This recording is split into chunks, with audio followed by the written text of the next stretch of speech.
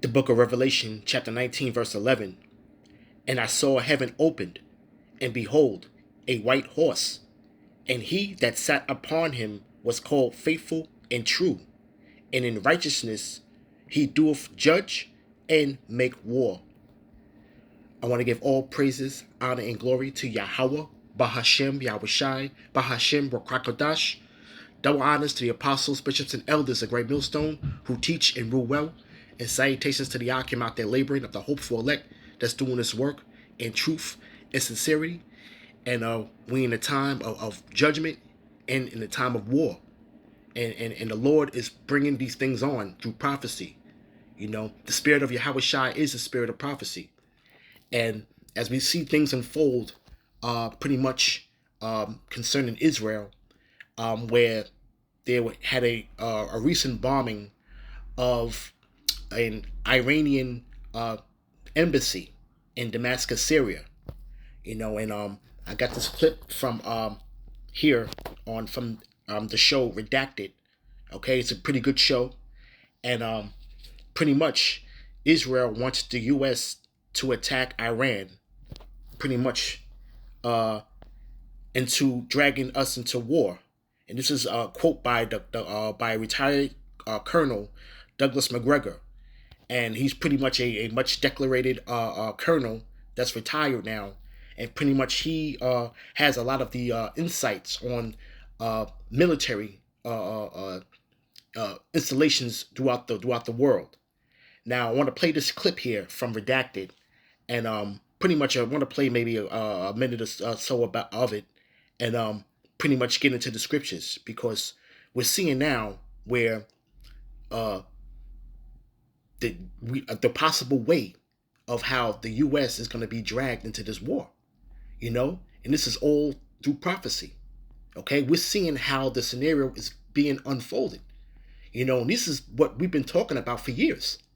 You see, okay, but real quick, let's play this clip.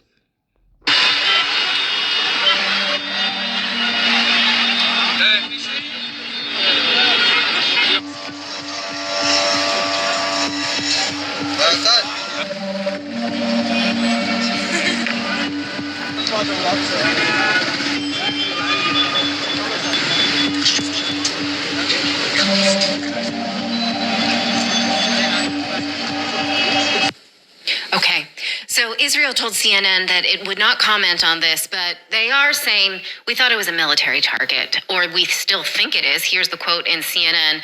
They're saying, we won't comment. However, a military spokesperson says Israel believes the target struck was a military building of Quds forces, which is still a unit of the Iranian foreign operations. Here's what another spokesperson said. According to our intelligence, this is no consulate and this is no embassy. I repeat, this is no consulate and this is no embassy. This is a military building of Quds forces disguised as a civilian building in Damascus. But four unnamed Israeli officials acknowledged that Israel did carry out the attack, according to the New York Times. Now, reports are that the building was connected to the embassy. So let's take a closer look at a still image. You can see the embassy there on the left. And what they're saying is that the connecting building was where the ambassador lives, although he wasn't there at the time, thankfully. But 7 other people were and got killed. I'm sorry, it might be 5. I think I'm mixing up the attacks here. Having never been there, none of us can say if it is part of the embassy or not, but it sure seems like it is. And even CNN is saying that this is, quote, the most dangerous escalation outside of Gaza since the start of the Hamas-Israel war nearly 6 months ago. You think? Yeah. And I spoke to Colonel McGregor just a short time ago, who says, I mean, this is the bait right now. Will the Biden administration fall for this? This is, in fact, in many ways, suicide for Israel to carry this out. And will the United States be dragged into this war? This is exactly what Israel wants, is to be dragged into this war. Is for the United States to be dragged in. Yeah, I'm going to remind you how Kavor Kalmasian said that just yesterday on our show in just a minute. But first, let's remind ourselves how big of a deal is to attack an embassy. Consulates and their staff have protection under the United Nations Convention on the Prevention and Punishment of Crimes against Internationally Protected Persons. This was a decree that was signed in 1973. Here it is, according to the United Nations. An attack on an embassy is an attack on the nation itself, which means that we can say that Israel now is bombing Iran directly. They bomb Syria all the time. That's not new. But a direct hit to Iran now. Now, the ambassador was not harmed, but he says that Iran will respond in a decisive manner. Here is what the Ayatollah said today. The evil Zionist regime will be punished at the hands of our brave men. We will make them regret this crime and the other ones. And this is right here. You hear it yourself from the Ayatollah, okay, of Iran. All right, he is the Iran supreme leader. And pretty much, this was an attack on Iran. Pretty much the bombing of that embassy or whatever you want to call it. Pretty much that's supposed to be a sovereign diplomatic building in the international country, okay? And through the Geneva agreement, okay, they pretty much violated that. You see? So pretty much, hey, the United States pretty much is pretty much monitoring a pretty much a badass kid right now that's uncontrollable. You see? You know how you have somebody where you would see somebody pretty much watching a kid, and the kid is pretty much, been reared up in a bad way, and just has bad intentions, and they're not able to control that child. You see, that's an analogy that you have to use between the U.S. and Israel, and you're seeing that the relationship is being strained, and pretty much there's nothing that the U.S. can really do about it but let them just run amok. You see, because it's being really controlled by the elites. The elites are going to decide and make these things happen. You see how he said the evil Zionists. You see. Okay, this is pretty much what he have said. Okay, so he knows who is pretty much pushing the buttons. He understands who the puppet master is.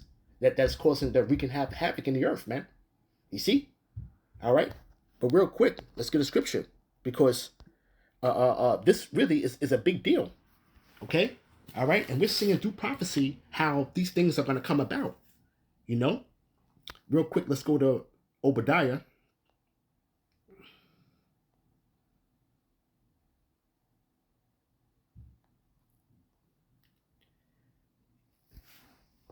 Chapter 1, verse 2. Behold, I have made thee small among the heathen. Thou art greatly despised. And pretty much just an extension of Edom over there in that land. Okay? And pretty much they are greatly despised, right along with their only ally, what they have here, which is here in Babylon. Okay? When you look at Israel is pretty much surrounded around their enemies. Okay? You see, and the world is watching. Okay, the situation that's going on in Gaza, the world is watching. The world is watching this man literally obliterate anything in sight. You see, okay, and this is from response off of the October 7th attack. You see that happened late last year. You see, but we're seeing now how these things are coming together. And we're seeing now how the U.S. is pretty much going to be dragged into this. It says, right? The pride of thy heart have deceived thee, thou that dwellest in the clefts of the rock, whose habitation is high, and is safe in his heart. Who shall bring me down to the ground? And this man's heart has deceived him, man, because this man is actually through his policies, okay, and his body of work in the past, he's pretty much walking around like the bully on the block. You see, okay, as a world superpower. But what did the Lord say? The Lord said pretty much that these other nations were gonna beat their plowshares into pretty much swords. Okay, roughly paraphrasing. Okay, and it's pretty much now the weak are now saying that they're strong. You see? And this is all going into prophecy, man. We're seeing how this is playing it out beautifully. You know? Okay? The scripture says what? The least of the flock shall draw them out. You see? Okay? And we're pretty much seeing how chief of E, all right, which they're really the least of the flock, okay, because there's so much being despised in the earth. They're gonna draw out, okay, this country into this world's war, you know, and it pretty much is already began on different levels, man. Because right now you're seeing pretty much proxy wars going on, okay. Everybody has a hand in this thing, okay, whether it's directly or indirectly. You see, all right. From there, let's go to let's get the prophecy of what's to come. Okay, let's go to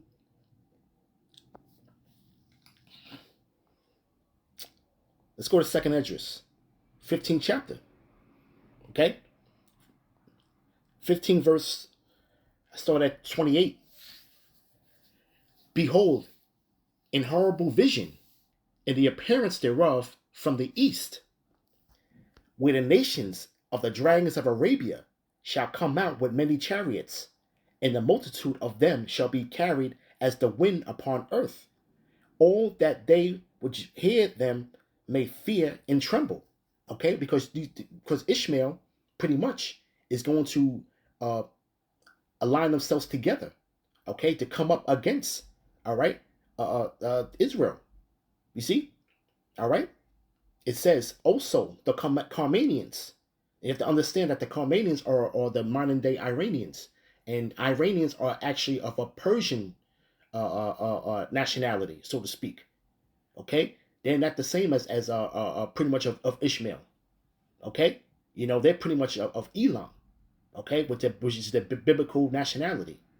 Okay, so Ishmael and Elam, okay, are going to join forces together. Okay, right along with Gog. You see, all right, and it says the Carmanians also, raging in wrath, shall go forth as wild boars in the wood, and with great power shall they come and join battle with them, and shall waste a portion of the land of the Assyrians. And pretty much when you talk about the land of the Assyrians, it's pretty much speaking about that particular region. Okay, all right. That region pretty much consists of when you want to talk about the so-called Middle East. Okay, it pretty much covers Iraq and Syria, and pretty much portions of Israel. Okay, that was the Assyrian Empire in ancient times. You see, and this is where this battle is going to be taking place. You see, that great battle. You see, all right. Reading on, it says, and then shall the dragons of Arabia, have the upper hand, remembering their nature. And what's their nature? Their nature is being a wild man. You see? And if they shall turn themselves, conspiring together, and with great power, to persecute them. And these shall be troubled bled, and kept silent through their power, and shall flee. From the land of the Assyrians shall the enemy besiege them, and consume some of them, and in their hosts shall be fear and dread and strife among their kings. You see? And the Lord's controlling the minds of these kings. Okay? So the Lord, what? The Lord is a man of war. You see? So this pretty much, we're seeing how this scenario is pretty much going to be played out. Okay? We're seeing it right here in real time. And all praises to Yahweh Ba'ashem Yahushai. You see? Because right now, the Lord is faithful. His words of the Lord is faithful and true. Okay, we're seeing this playing out as the end of this man's world. You see, okay, so this thing has to get off the ground, man, because domestically, he's pretty much making his moves here in Babylon. Okay, so now he is going to have to get 2 feet into this foreign policy situation that he's going to get dragged into. You see, okay. All right, from there, let's go to Ezekiel.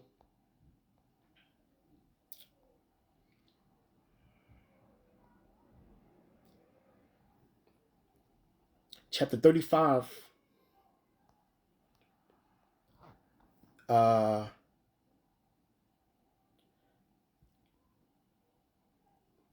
right. And the Lord said, what did the Lord say? The Lord said he's going to gather these nations in the valley of Jehoshaphat, man. Pretty much he's going to judge them there for his people, for his heritage, man. You see? And this is Ezekiel chapter 35, verse 5. Because thou hast had a perpetual hatred and hast shed the blood of the children of Israel by the force of the sword in the time of their calamity, in a time when their iniquity had an end. And we're talking about the true children of Israel, which is you Negro, Latinos, and Native Americans. And people that are scattered throughout the four corners of the earth that have been oppressed at the edge of the sword, okay? All right? That pretty much go back to the stock of Jacob, but may look like the other nations. And they were oppressed in the lands where they were held captive. You see? Okay? But the Lord said, though, but that you pretty much did not let off when their iniquity had an end. Okay? It says, therefore, as I live, saith the Lord power, I will prepare thee unto blood, and blood shall pursue thee. Since thou hast not hated blood, even blood shall pursue thee. You see? And this is going to be the demise of this man. You see? Okay? And it's going to come at the hands of what the scriptures speak of the Carmanians. Okay? You see? It says, he says, the evil Zionist regime will be punished at the hands of our brave men. Okay? Those are those raging like bulls. Okay? To come to war, man. You see? And this Iran is not a pushover. You see? This is what people are this is how the mind of this damn devil pretty much is being deceived, man. Okay? You see? But this is all going to prophecy, though. He has to go into that. He has to make war with these people. You see? Okay? That's according to prophecy. You know? So right now we in some beautiful times, man. And we're seeing how they are pretty much are digging their own grave, so to speak. You know? Through the spirit and power of Yahweh B'Shem Yahushai. All right? So with that, I'm going to give all praises, honor, and glory to Yahweh B'Shem Yahushai, B'Shem Rakakwadash. Shalom.